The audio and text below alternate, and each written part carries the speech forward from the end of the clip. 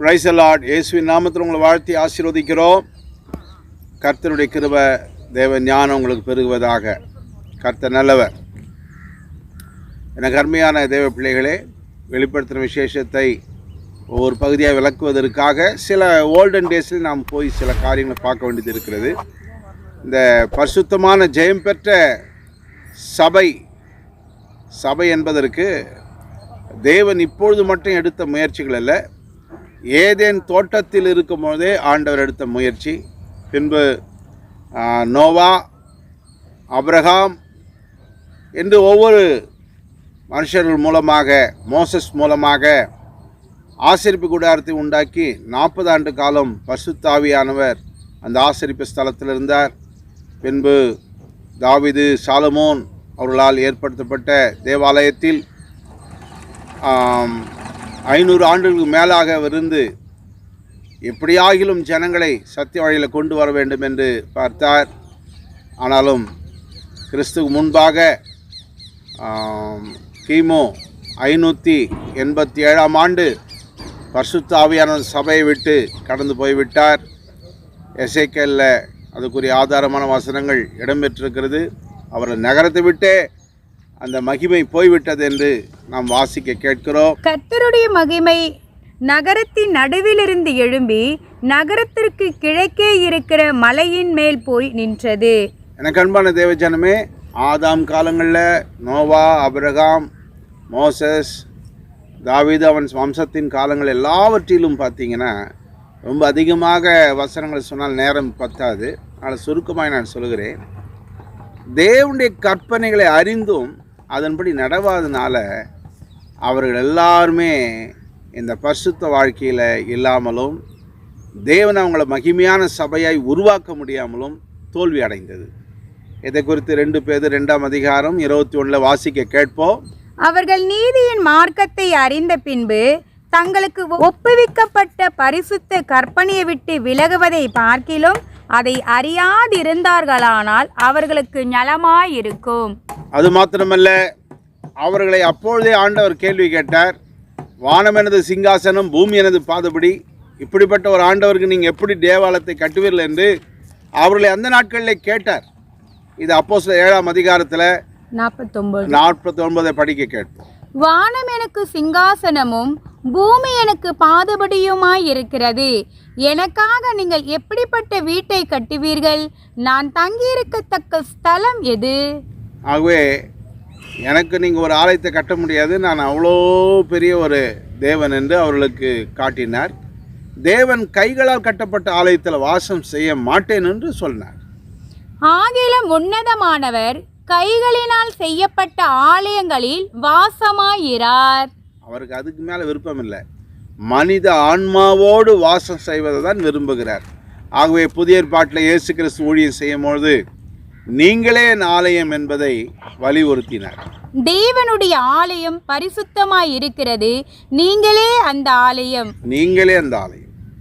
இயேசு கிறிஸ்து ஊழியம் செய்து ரட்சிக்கப்பட்ட தன் சீஷருடைய கூட்டத்தின் 120 பேர் மேலே தாம் சொன்ன வாக்கு தத்தத்தின்படியே போய் காத்திருங்கள், நான் போவேனானிகள் உங்களுக்கு ஒரு தேற்றவாளனை அனுப்புவேன் என்று சுவிசேஷத்தில் இயேசு கிறிஸ்து பிரசங்கித்தபடியே இந்த 120 பேர் மேலேயும் தேவன் தம்முடைய அபிஷேகத்தை ஊற்றி ஆவிக்குரிய சபையை, பரிசுத்த சபையை இயேசு கிறிஸ்து ஸ்தாபித்தார்.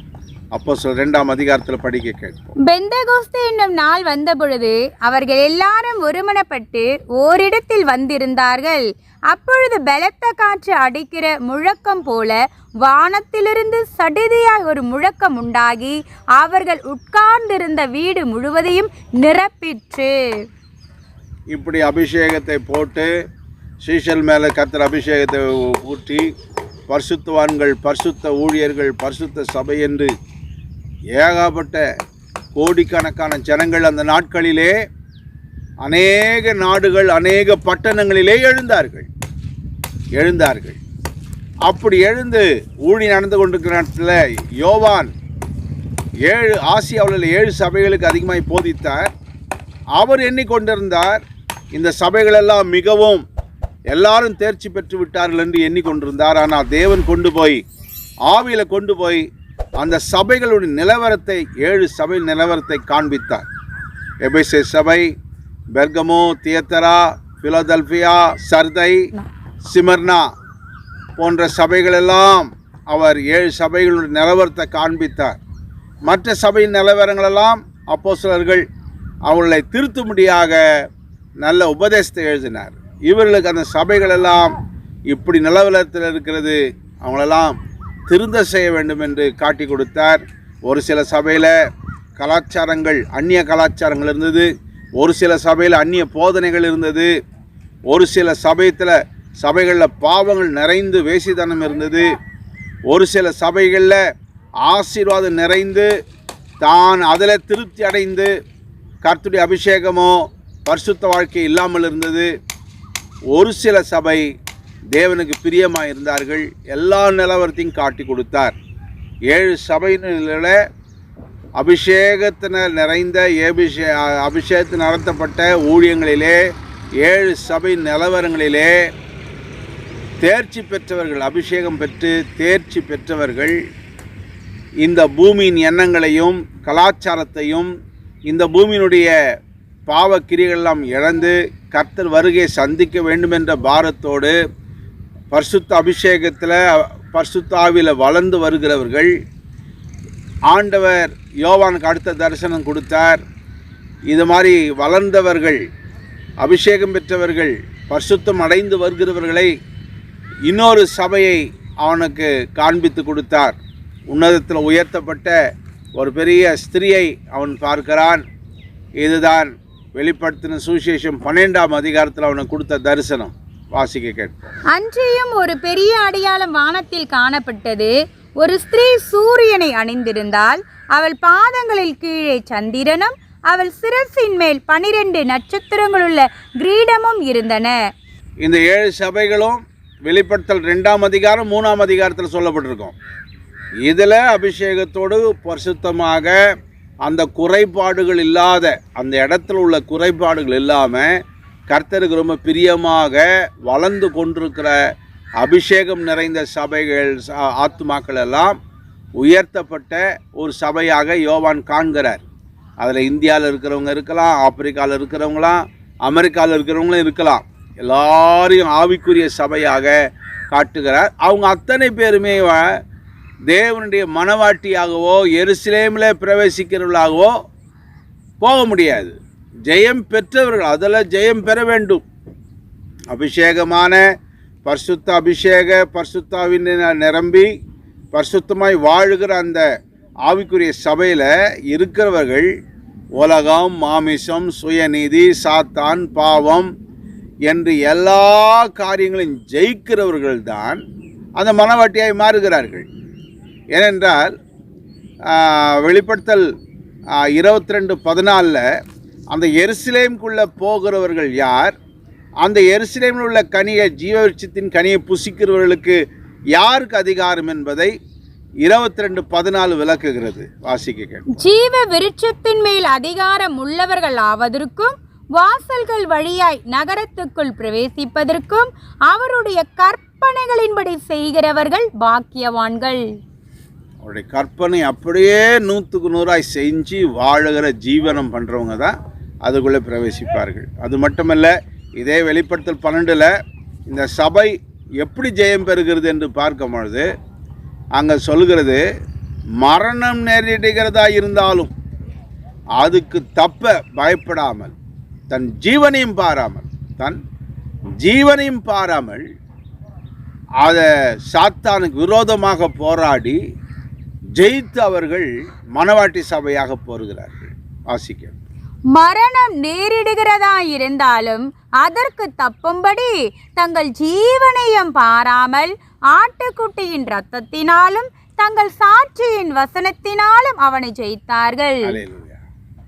அதனால் இந்த உயர்த்தப்பட்ட ஸ்திரியை 12 நாம் பார்க்கிறோம். யோவானுக்கு அடுத்த தரிசனம் ஒரே சபையாய் பார்க்கிறார். இங்கே 7 சபைக்கு என்ன குறை நிறைவு பேசினவர், இங்கே ஆவிக்குரிய சபையாய் உயர்த்தப்பட்ட சபையை ஒரே ஸ்திரியாய் காட்டுகிறார்.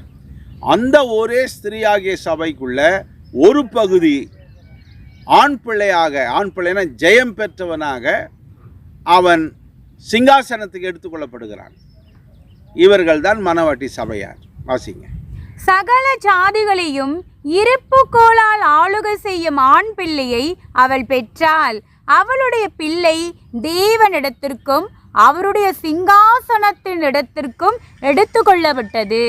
அந்த ஆண் பிள்ளையாக அவர்கள் எடுத்துக்கொள்ளப்படுகிறார்கள். ஜெயம் பெற்றவர்கள், எல்லாவற்றையும் ஜெயித்தவர்கள்.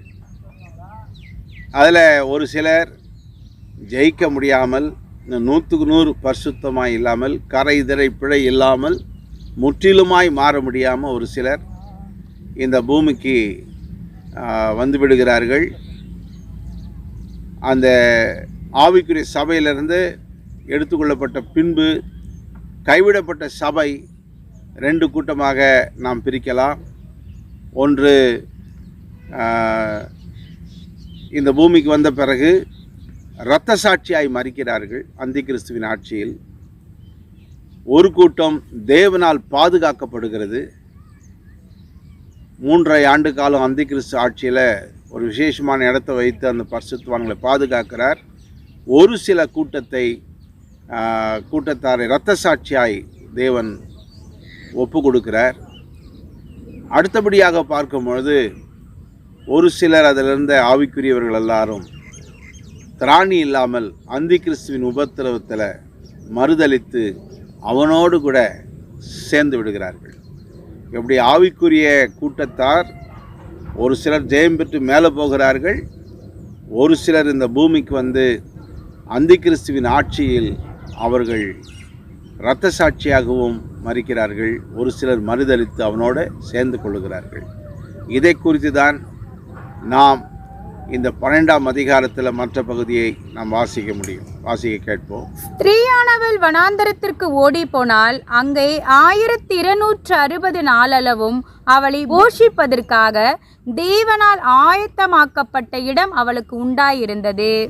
இது 1260 நாளளவும் என்று சொல்லப்போனால் ஒரு 3 வருஷத்துக்கு ஒரு 18 நாட்கள் கம்மி, 18 நாட்கள் கம்மியாக இருக்கும். அந்த அளவுக்கு அவங்களுக்கு ஆண்டவர் ஒரு ப்ரொடெக்ஷனை தருகிறார். இதில் ஒரு கூட்டத்தை இரத்த சாட்சியாக மரிக்கிறதையும் அவங்களோட யுத்தம் பண்ண போகிறதையும் வாசிக்க கேட்போம். மேலும் பரிசுத்தவான்களோடு யுத்தம் பண்ணி அவர்களை ஜெயிக்கும்படிக்கு அதுக்கு அதிகாரம் கொடுக்கப்பட்டதும் அல்லாமல் ஒவ்வொரு கோத்திரத்தின் மேலும் பாஷைக்காரர் மேலும் ஜாதிகள் மேலும் அதற்கு அதிகாரம் கொடுக்கப்பட்டது. அதுக்கு அதிகாரம் கொடுக்கப்பட்டது. அவங்க மரித்து இரத்த சாட்சியை மரித்து தேவராஜ்யத்துக்கு பின்பு அவர்கள் உயிர்த்தெழுந்து போகிறார்கள் என்பதை வெளிப்படுத்தல் 7:14 சொல்லுகிறது. அதற்கு நான், ஆண்டவனே, அது உமக்கே தெரியும் என்றேன். அப்பொழுது அவன், இவர்கள் மிகுந்த உபத்திரவத்திலிருந்து வந்தவர்கள். இவர்கள் தங்கள் அங்கிகளை ஆட்டுக்குட்டியானவருடைய இரத்தத்தினாலே தோய்த்து வெளுத்தவர்கள். ஆகவே இரத்த சாட்சிகளாக இருந்து உயிர்த்தெழுந்து போகிறார்கள். இன்னொரு கடைசியாக இதில் இருந்த கூட்டத்தால் ஆவிக்குரிய கூட்டத்தார் அவர்கள் சரியான காலங்களில் ஆயத்தம் இல்லாமலும் ஜெயம் பெறாமலும் வசனத்தை கை கொண்டு வாழாமலும் அவர்கள் சோம்பேறியாக இருந்ததுனால அவருடைய நிலைமை மறுதலித்து போகத்தக்கதாக காணப்படுகிறது. இவர்களை குறித்த ஒரு வசனம், தெளிவான வசனம் மத்தேயு 25ஆம் அதிகாரத்தில் 5 புத்தி இல்லாத கன்னிகைகளை குறித்து சொல்லும் பொழுது அவங்களுடைய முடிவை அங்கே நாம் பார்க்க முடிகிறது. அப்படி அவர்கள் வாங்க போன பொழுது மணவாளன் வந்துவிட்டார். ஆயத்தமாய் இருந்தவர்கள் அவரோடு கூட கல்யாண வீட்டுக்குள் பிரவேசித்தார்கள். கதவும் அடைக்கப்பட்டது. பின்பு மற்ற கன்னிகைகளும் வந்து, ஆண்டவரே, ஆண்டவரே, எங்களுக்கு திறக்க வேண்டும் என்றார்கள். அதற்கு அவர், உங்களை அறியேன் என்று சொல்லி மெய்யாகவே மெய்யாகவே உங்களுக்கு சொல்லுகிறேன் என்றார். அவர்கள் இந்த நேரத்தில் போய் ஆயத்தப்பட்டு இயேசுவை சந்திக்கலாம் என்று சிலர் மெத்தனை போக்காக இந்த கிருபையின் காலத்தை வேஸ்ட் பண்ணுகிறார்கள். சத்தியத்தை படிப்பதில்லை, பரிசுத்தமாய் ஜீவிப்பதில்லை, ஜெபிப்பதில்லை.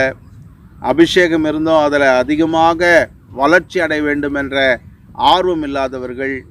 விசேஷ வேத பாடங்களை வைத்தாலோ அபிஷேக கூட்டம் வைத்தாலோ அதில் பங்கு பெறுவதில்லை. ஆனால் கடைசி நேரத்தில் அவர்களுக்கு ஒரு ஆர்வம் வருகிறது. ஐயோ, என் மேலே அபிஷேகம் இருக்குதே, நான் ஒரு பரிசுத்தமான ஒரு ஜீவியம் பண்ணக்கூடிய ஆளாச்சே, என்ற உணர்வு வந்து அவர்கள் காலம் தாமதித்து அவர்கள் தங்களை ஆயத்தப்படுத்தணும் பொழுது ஆண்டவர் அவர்களை உங்களை யாருனே தெரியாது என்று சொல்லி அவர்களை அனுப்பிவிடுகிறார். அவர்கள் எல்லாரும் அந்தி கிறிஸ்துவோடு சேர்ந்து அவன் முத்திரையை தரித்து அவனுடைய கூட்டாளிகளாக இருந்து அவர்கள் வாழ்க்கையெல்லாம் பின்மாற்றம் அடைந்து போகும் என்பதை நான் கூறிக்கொள்கிறேன். இதுதான் ஆவிக்குரிய சபையினுடைய வரலாறு. இயேசு கிறிஸ்து தமக்கு நிகராக தம் சாயலாக அவர் இருக்கிற வண்ணமாகவே நாம் இருப்போம் என்று யோவான் 1 அதிகாரத்தில் அவன் பேசுகிறான். தேவகுமாரனுடைய சாயலுக்கு ஒப்பாக ஒரு பரிசுத்தவானை உருவாக்க தேவன் விரும்புகிறார். வாசிங்க. பிரியமானவர்களே, இப்பொழுது தேவனுடைய பிள்ளைகளாய் இருக்கிறோம், இனி எவ்விதமாய் இருப்போம் என்று இன்னும் வெளிப்படவில்லை. ஆகிலும் அவர் வெளிப்படும் பொழுது அவர் இருக்கிற வண்ணமாகவே நாம் அவரை தரிசிப்பதினால் அவருக்கு ஒப்பாய் இருப்போம் என்று அறிந்திருக்கிறோம். யோவான் பேசுகிறார், அவருக்கு ஒப்பாய் நம்மை உருவாக்குவார் என்றும். அப்படியே பவுல் சபையாருக்கு சொல்லும் பொழுது தேவனுடைய குமாரனுக்கு ஒப்பானவர்களாய் நம்மை மாற்ற என்று ரோமர் அதிகாரத்தில் எழுதுகிறார். தம்முடைய குமாரன் அநேக சகோதரருக்குள்ளே முதலானவராய் இருக்கும் பொருட்டு தேவன் எவர்களை முன்குறித்தாரோ அவர்களை தமது குமாரனுடைய சாயலுக்கு ஒப்பாய் இருப்பதற்கு முன்குறித்திருக்கிறார். அவருக்கு ஒப்பாக அவருடைய ஆளுகையில் கரைதிரை பிழையில்லாத முற்றும் ஜெயம் பெற்ற கர்த்தருக்கு அவருடைய ஞானத்தினும் அறிவிலும் வளர்ந்து அவருடைய ஆளுகையில் பங்கு பெற ஒரு பரிசுத்த சபையை தேவன் உருவாக்கி கொண்டு வருகிறார். அதனுடைய ஹிஸ்டரியை தான், அதனுடைய வரலாறு தான் யோவானுக்கு வெளிப்படுத்தல காண்பிக்கிறார்.